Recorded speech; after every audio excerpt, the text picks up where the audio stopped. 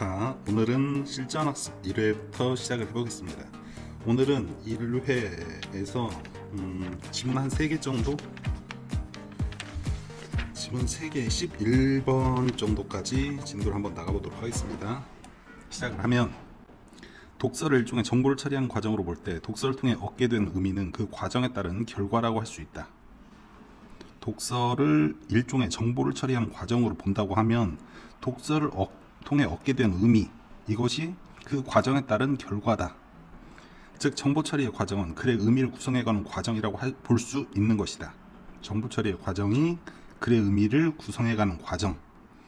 독자가 효과적으로 글의 의미를 구성하기 위해서는 효과적으로 글의 의미를 구성하기 위해서는 정보 처리의 과정, 즉 독서 단계에 맞는 적절한 전략이 필요하다. 가령 글을 읽는 중에 중심 내용을 파악하고자 한다면 핵심어, 핵심 문장, 이들을 연결하여 하나의 의미 단위로 재구성하는 전략을 활용할 수 있다. 그리고 글을 다 읽은 후에 글의 의미를 능동적으로 수용하고자 한다면 능동적으로 수용, 그래서 얻은 정보나 교훈을 자신의 생활에 적용해 볼 수 있다. 자신의 생활에 적용, 무엇을? 정보나 교훈을. 능숙한 독자는 글을 읽기 전부터 글을 다 읽은 후까지 여러 단계의 과정을 거치는 동안에 각 단계에 맞는 적절한 독서 전략을 활용하여 독서 전략, 그 의미를 효과적으로 구성해내지만 그러한 전략을 알지 못하거나 잘 적용하지 못하는 미숙한 독자, 결국 의미 구성에 실패하게 된다. 글의 의미 구성을 성공적으로 마치기 위해 독자는 각각의 처리 단계가 제대로 수행되었는지를 수시로 점검해야 된다. 수시로 점검. 각 단계가 올바로 수행되었다면 그것은 그 단계에 적용한 독서 전략이 효과적이었다고 볼 수 있다. 그러나 아무리 능숙한 독자라 할지라도 모든 단계에서 항상 적절한 독서 전략을 선택하여 활용할 수는 없는 일이다. 그렇지? 단정적으로 얘기를 하고 있네. 독자는 자신이 선택한 독서 전략을 통해 목표한 결과에 도달하지 못했다면 독서 전략을 당연히 바꿔야 되겠지. 각 단계에 적용된 독서 전략을 점검하고 조정하는 데는 초인지가 동원된다. 초인지 보니까 자신의 인지 과정에 대하여 한 차원 높은, 그치? 이게 초자가 초월할 초자야.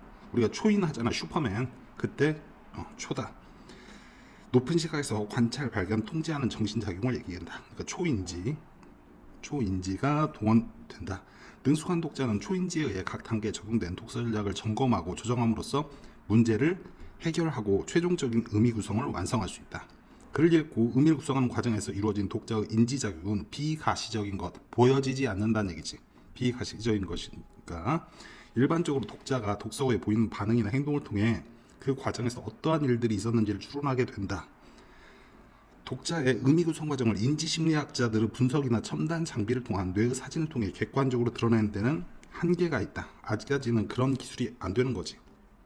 따라서 독자를 대상으로 하는 외부의 개입을 통해 독자의 의미 구성 능력을 향상하려 한다면 그 결과는 결코 만족스러울 수 없을 것이다. 외부의 개입을 통해서는 결코 만족스러울 수 없다. 외부 개입보다 중요한 것은 뭐야? 그럼 내부겠지. 바로 독자의 능동적인 독서 활동이라고 볼 수 있다. 독자가 독서 단계에 맞는 적절한 독서 전략을 활용하여 독서 활동을 진행하고 그러한 활동이 충분히 축적되면 독자의 의미 구성 능력은 자연스럽게 향상되는 것이다. 그렇지? 한 단계 레벨업 됐다는 얘기지. 별로 어려운 내용이 아니라서 바로 문제를 우리가 보겠습니다.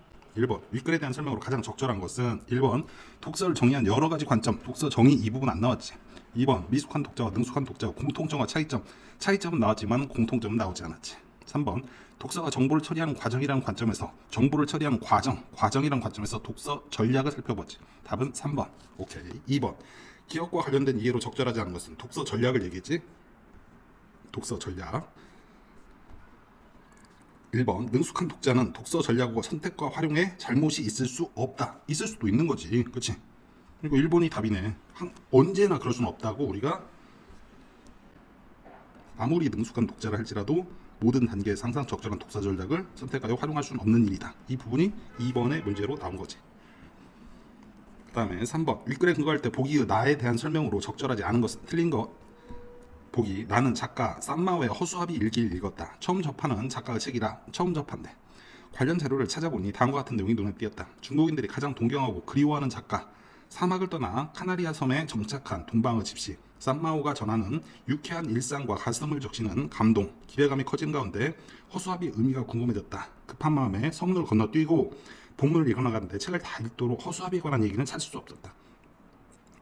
허수아비의 의미가 궁금했는데 책을 다 읽도록 허수아비에 관한 얘기는 찾을 수 없었다, 이런 얘기네. 다 읽은 책을 뒤적이다 서문에 주목하게 됐는데 핵심어들을 종합해보니까 핵심어들을 종합, 홀로 보리밭을 지키는 허수아비가 3세들의 비웃음 속에서도 미소를 짓고 있다는 것이었다. 그제야 허수아비가 쌈마오였음을, 그치, 허수아비의 의미가 쌈마오였다 깨달았다. 허수아비가 탔던 그녀의 삶과 대비되는 나 자신을 반성하게 되었다. 반성까지 했네. 그리고 앞으로 서문이나 목차 등 작가가 만들어 놓은 다양한 장치들을 꼼꼼히 살피며 침착하게 책을 읽어놔야겠다는 생각을 하였다. 이렇게까지 됐네. 1번, 책을 읽기 전에 관련 자료를 찾아보는 독서 전략. 관련 자료를 찾아봤지. 2번, 책을 읽는 중에 제목과 관련된 의미를 구성하는데 어려움이 있었군. 그렇지? 어려움이 있었고. 3번, 초인지에 의해 독서 전략을 점검하거나 조정하는 모습을 보여줬다. 점검, 조정했지. 4번, 책의 서문에 나오는 핵심어들을 연결하여 의미를 구성하는데 성공했지. 그치? 답은 4번이겠네. 잠시 쉬었다가 다음 지문을 하도록 하겠습니다.